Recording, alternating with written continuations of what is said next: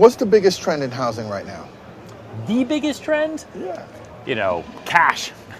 Cash is king. It's amazing to me how many people have so much cash. New York City specifically, pre-COVID, you'd have 30 to 35% of purchasers just paying all cash, whether they were doing a technical refi after closing or not.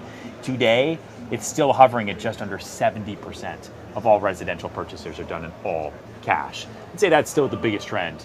So what is the impact of that on the market, the fact that more people are paying with cash?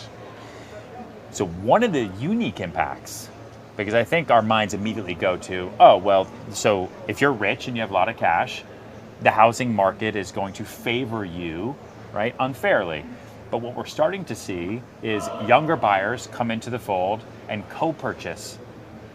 If you had talked to me about people co-purchasing 4 years ago, 3 years ago, 10 years ago, I would have said that's a really, really hard thing to do. So what is co-purchasing? That's a new phrase for some. So you'll see two people come together who are looking at rents and they're saying, okay, rents are going up 3 to 10% a year.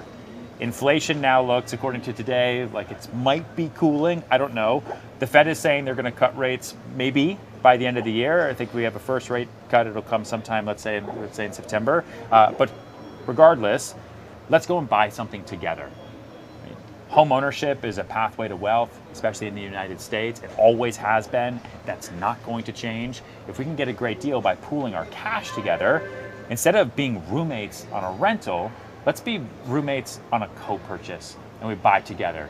And there's different legal structures that you can do to make that palatable to everybody, but we're starting to see that more and more. You're starting to see it even a little bit in New York City where you have condo boards. There's a bit more regulation and process here as New York is becoming a great primary residence for people who want to work from home, who never had the opportunity to live and work in New York before, but their jobs are based in Michigan or in California or, in some of these places where they're saying, oh, you know what? I can go live in New York for the first time.